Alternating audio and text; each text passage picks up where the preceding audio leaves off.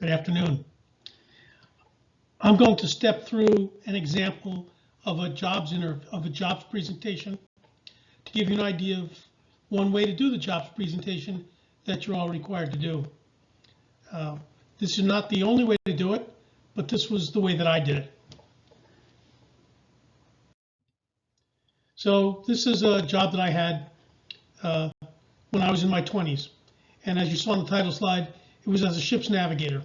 So there's a picture of me at about age 26 and with two ships. The ship in the lower left is USS Arkansas. I was not the ship's navigator there, but I learned what I needed to know about navigation in my role as gunnery and missile officer, but I also had to learn how to drive the ship. So I learned about navigation.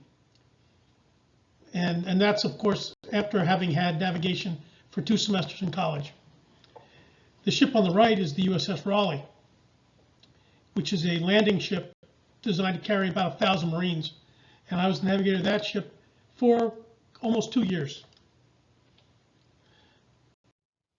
The job duties as a ship's navigator: responsible for the safe navigation of the ship through the full range of operations from training to wartime. And the first step of that is planning and executing ship's transits to meet assigned ship schedules, including making changes as necessary. So what do I mean by that? We were assigned to be in the North Atlantic, and I was told, get us here by a certain date. So I planned the voyage, which takes a lot longer than it does to actually go there. It takes probably a couple of weeks to plan the voyage, cross all the different charts, planning where you're going to go, planning when you're going to change the time zones, all these other things. And then halfway across, we ran into the hurricane season spiked up, and we had to replan it, put on more speed and go a different way. So that's the change that's necessary. Before I leave this slide, I'm going to talk about the pictures of what I have depicted below the text. On the left is a sextant. The sextant is the tool that I used to determine where the ship was. So that's navigating by the stars, because we didn't have GPS, it didn't exist yet. In the middle is something called the site reduction tables, which are an engineering set of tables. And that's to convert from what you get from the sextant to be able to put that onto a chart. And the item on the right is very curious. It's called a route star finder. Now, you'll probably find this perplexing, but although I can navigate by the stars, I can't go outside at night and tell you one star from another. So you might wonder, how can I navigate by the stars? The answer is it's simply that I use a route star finder first to point me towards the right stars.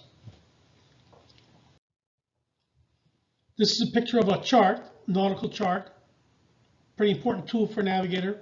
This shows the approaches to New York Harbor. That's Long Island in the middle. To continue on the job duties, responsible are to train and certify all new surface warfare officer trainees in navigation procedures, including their celestial training. A lot of our junior surface warfare officers didn't have it in college. They didn't go to the Naval Academy. And I had to train them from the beginning in how you do the celestial navigation. And in other pieces of navigation procedures and ship handling as well. I also had 10 people in my department that I was in charge of, and they were my assistants. I had to maintain enough charts and navigation equipment to operate throughout the world, including precision chronometers. So one of the most important things to do navigation by the stars is to know what time it is. Exactly. So that's what we use the chronometers for. And the assigned electronic navigation aids, which came and went at different times. But they can include Loran, Omega, and now GPS. We didn't have a weather department, so I was also responsible for any weather observations, which we actually took every 6 hours. Also very important, responsible for the ship's deck log, which is the master legal reference for everything the ship does. And although I'm not on the bridge 24 hours a day, my people are responsible for keeping the log. I review all log entries, and every month I had to submit them to the National Archives. Here's a copy of a ship's logbook. And thankfully, my people had better handwriting than I did, because I couldn't write neat enough where someone could use it. And no, it could not be typed or computer generated at that time. What I liked about the job, it's a key job with huge responsibility. I had a major role in all facets of ship operations.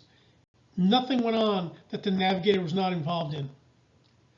The celestial navigation piece, I could feel a link all the way back to the great explorers. And the sense of satisfaction when going across the ocean. I crossed the Atlantic Ocean 4 times. Twice where we were the only ship, so there was nobody else to follow or take advice from. And let me tell you, the sense of satisfaction was incredibly large. And literally every time I would get a celestial fix, a star fix, the sense of accomplishment was incredible.